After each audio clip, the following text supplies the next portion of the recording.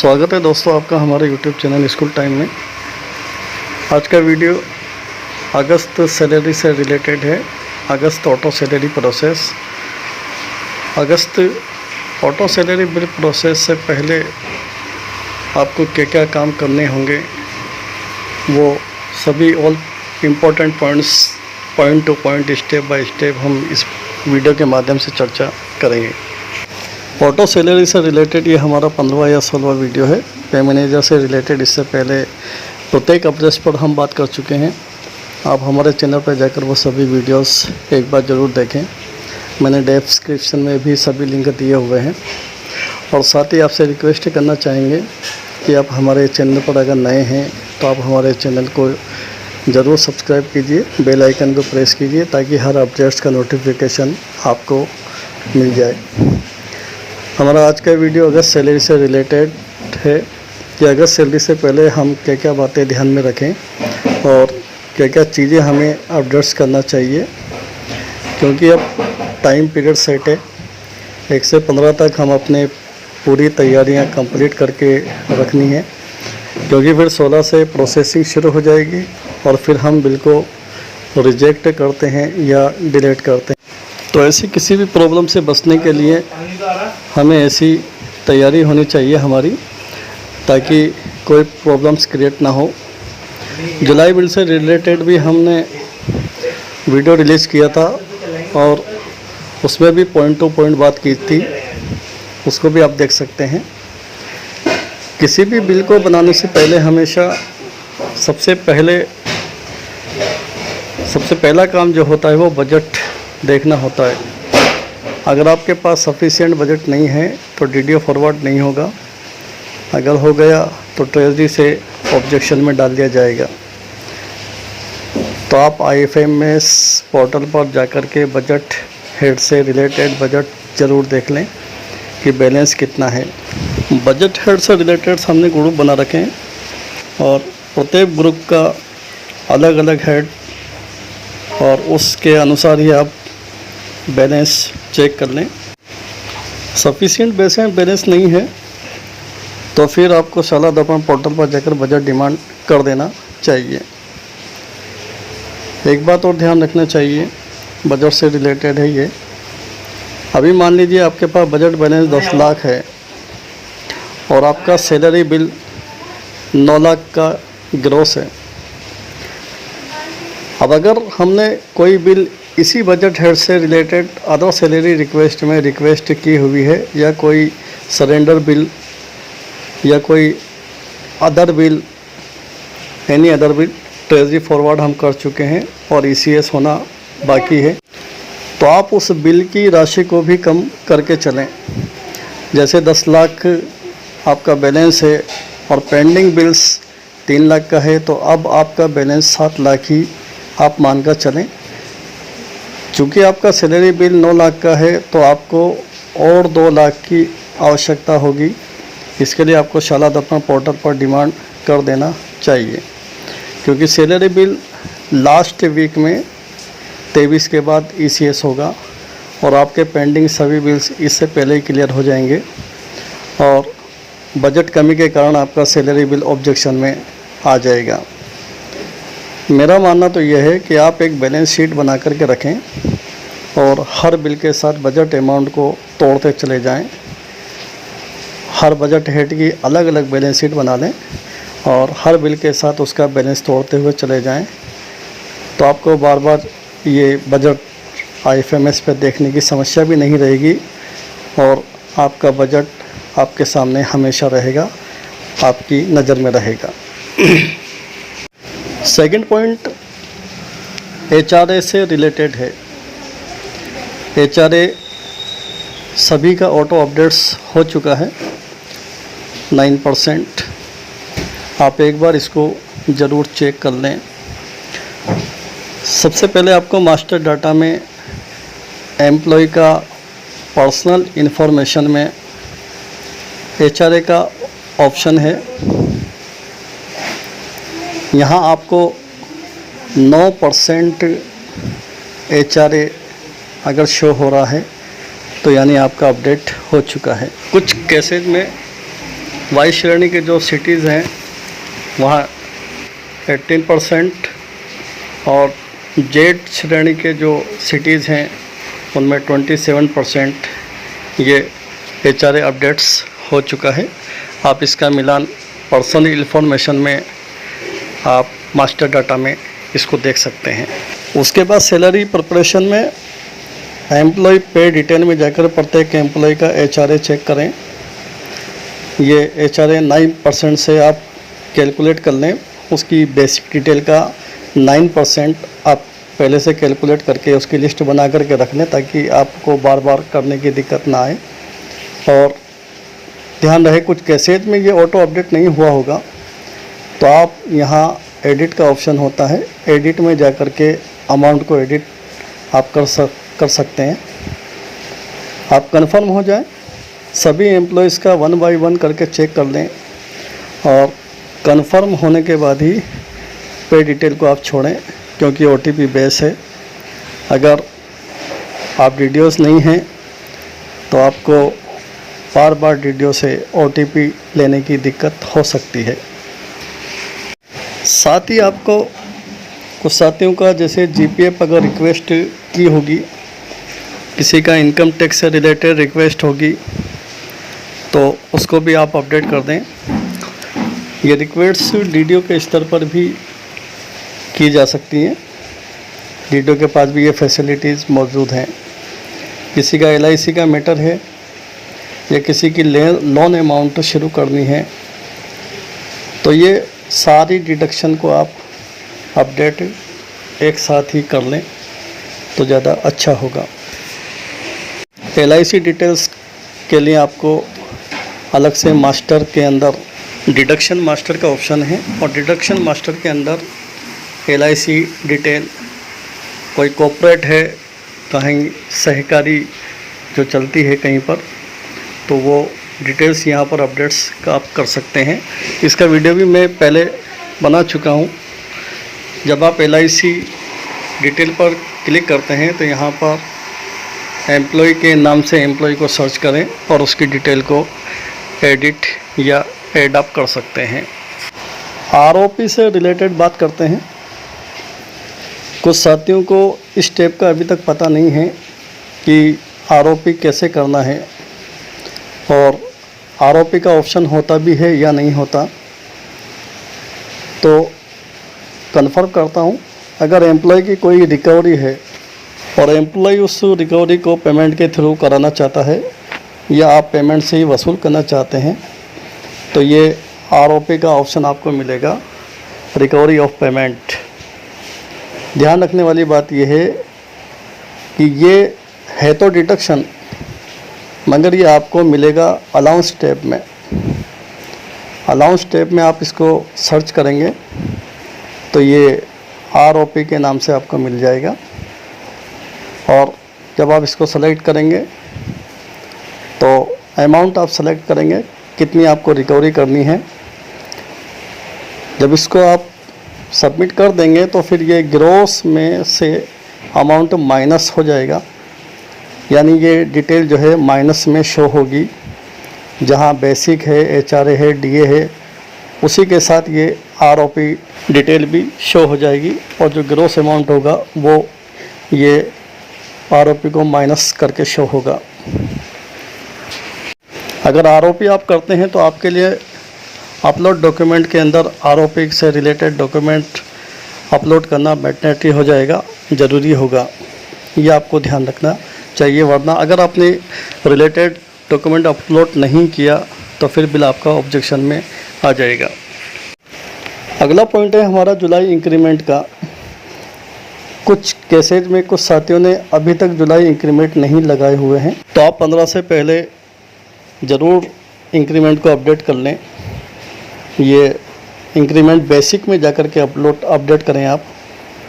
अगर अभी भी किसी एम्प्लॉय का जुलाई से पहले का कोई बिल पेंडिंग है तो आप एक एम्प्लॉय की वजह से पूरे ग्रुप का इंक्रीमेंट ना रोकें, बल्कि उस एम्प्लॉय को छोड़ करके जिसका इश्यू है उसको छोड़ दें आप। बाकी सभी एम्प्लॉयज़ का, सभी ग्रुप्स का आप इंक्रीमेंट अपडेट कर दें।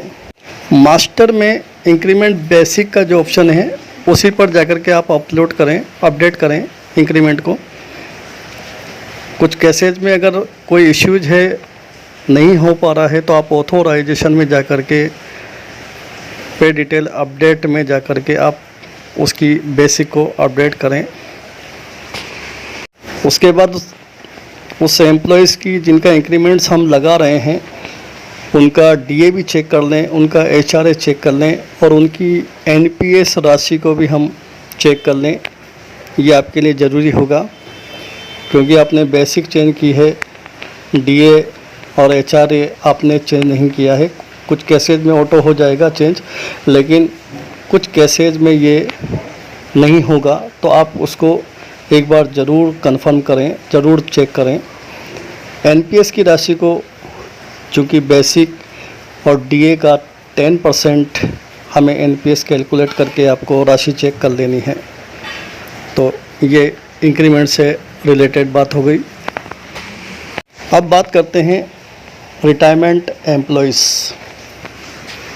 चूँकि जुलाई में बहुत सारे हमारे एम्प्लॉयज़ का रिटायरमेंट हुआ है और 31 जुलाई रिटायरमेंट होने के बाद उनको अगस्त की सैलरी पे नहीं है। उनकी पे डिटेल में जाकर के हमें एक बार कंफर्म हो जाना है कि उनकी पे डिटेल स्टॉप है या नहीं हुई है। हालांकि ये ऑटो पे स्टॉप हो जाती है, लेकिन फिर भी आप कंफर्म हो जाएं कि ये पे स्टॉप हुआ या नहीं। इसी के साथ आपको एम्प्लॉयज़ का स्टेटस भी आपको चेंज करना है जिनका रिटायरमेंट हुआ है। यहाँ पर अगर एनए है तो ये स्टेटस आप चेक कर लें और स्टेटस को आप रिटायरमेंट कर दें। जो एम्प्लॉयज़ रिटायरमेंट हो जाते हैं और जिनकी पे स्टॉप हो जाती है उनका ये अपडेट स्टेटस में ही अपडेट हो जाता है। इसको फिर क्योंकि एम्प्लॉय पर्सनल लॉगिन से रिक्वेस्ट नहीं कर पाता, तो फिर यहाँ से डीडीओ इसको चेंज कर सकते हैं। तो ये भी आपको देखने वाली चीज़ें रिटायरमेंट के केसेज में। किसी का पार्सल पेमेंट है, किसी की दिनों में सैलरी आपको बनानी है, जैसे न्यू एम्प्लॉयज़ की बनानी होती है, तो वो आप पार्सल पेमेंट कर लें। किसी का पे स्टॉप करना है किसी कारण से, तो वो पे स्टॉप आप कर दें। ग्रुप पे स्टॉप करना है तो उसका ऑप्शन भी हमारे पास मौजूद है, पूरे ग्रुप की सैलरी स्टॉप की जा सकती है। तो ये अपडेट्स हैं एम्प्लॉयज़ पे डिटेल से रिलेटेड। सभी इश्यूज़ पर, सभी पॉइंट्स पर हमने बात की। हमारी सभी डिटेल्स कंफर्म हो गई। 15 तक आपको ये सभी काम किसी भी हालत में कर लेना है। ये सभी काम 15 तक हमें करना है क्योंकि शेड्यूल चल रहा है। 1 से 15 तक का टाइम पीरियड हमारे पास इसी के लिए है। इस मैटर पे में आपको बिल्कुल एक्टिव होकर के काम करना है। अब 16 से बिल प्रोसेस शुरू हो जाएगा। एक बार फिर कंफर्म कर दूं आपको कि ये ऑटो प्रोसेस सिर्फ रेगुलर सैलरी बिल के लिए है। सैलरी बिल के अलावा कोई दूसरा बिल ऑटो नहीं होता। उसकी प्रोसेस आप जैसे पहले करते आए हैं, बिल अलोकेशन से लेकर के ट्रेजरी फॉरवर्ड तक, वो सारी प्रोसेस आपको उसी तरीके से करनी है जैसे आप पहले करते आए हैं। सैलरी बिल को छोड़ करके सभी बिल्स आपको पहले की तरह ही आपको बनाने हैं। सिर्फ सैलरी बिल ही ऑटो होगा। 16 से 22 टाइम पीरियड के अंदर बिल प्रोसेस होगा। आप बिल स्टेटस में चेक कर सकते हैं कि बिल की क्या स्थिति है। जब बिल डीडीओ फॉरवर्ड हो जाए तो कंफर्मेशन में शो हो जाएगा। सैलरी प्रिपरेशन में जो ऑप्शन है सैलरी बिल कंफर्मेशन, यहाँ वो बिल शो हो जाएगा जैसा कि आपने जुलाई के अंदर भी आपने देखा होगा। कंफर्मेशन में आकर के आप बिल चेक करेंगे। यहाँ bill number, reference number, group, amount, यहाँ रिपोर्ट आप चेक करेंगे। अगर साइन नहीं हुई है तो साइन के लिए थोड़ा वेट करेंगे। अगर ज़्यादा टाइम आपका गुजर जाए तो फिर आप रिफ्रेश नंबर ट्रेजरी को नोट करा दें, वहाँ से वो उस बिल की रिपोर्ट को चेक करके उसको सही कर देंगे और बिल ई साइन हो जाएगा। डॉक्यूमेंट में जो आपने डॉक्यूमेंट अपलोड किए होंगे वो आप यहाँ पर डाउनलोड करके देख सकते हैं। जो भी बिल से रिलेटेड आपने डॉक्यूमेंट अपलोड कर रखे हैं, इंक्रीमेंट अगर आपने अभी लगाया है तो आप इंक्रीमेंट ऑर्डर को अटैच करेंगे। किसी का एसीपी का ऑर्डर है, किसी की नई ज्वाइनिंग है या अदर रिलेटेड कोई डॉक्यूमेंट्स है तो वो रिलेटेड डॉक्यूमेंट्स आप अपलोड कर देंगे और फिर ये डॉक्यूमेंट्स भी आपके कंफर्मेशन में शो हो जाएंगे। आप डॉक्यूमेंट को भी डाउनलोड करके एक बार चेक कर लें। अगर किसी बिल को स्प्लिट करना है, अमाउंट का स्प्लिट करना है, अमाउंट को तोड़ना है एसएफसीए में, तो फिर आपको स्प्लिट करें, बिल को अमाउंट को स्प्लिट करें, अन्यथा स्प्लिट ना करें। अगर आपने स्प्लिट कर दिया है तो याद रखें बिल रिजेक्ट होकर के दोबारा प्रोसेस में चला जाता है। तो एसएफ और सीए में जो एलिमेंट्री का बिल स्प्लिट होता है या किसी केसेज में 60-40 या 20-80 के रेशो में या 30-70 के रेशो में स्प्लिट हम कर सकते हैं। मान लीजिए अगर सीए में बजट नहीं है या है लेकिन पर्याप्त नहीं है तो फिर आप पूरा पेमेंट एसएफ में ही रहने दें, उससे आपके बिल में कोई दिक्कत नहीं है अगर एसएफ में सफिशिएंट बैलेंस है तो। अगर बैलेंस नहीं है तो फिर आपको डिमांड जनरेट करनी होगी। बिल रिजेक्ट कर सकते हैं आप अगर किसी भी कारण से कोई कमी बिल में रह जाती है, कोई भूलवश किसी की डिटेल में करेक्शन करना हो रह गया या अमाउंट ज़्यादा किसी का शो हो गया या बिल का अमाउंट ज़्यादा हो गया, बिल सही नहीं बना, तो फिर आप कंफर्म होने के बाद बिल को रिजेक्ट कर सकते हैं। फिर आप अपनी डिटेल्स को क्लियर कर लें, आप अपडेट कर लें।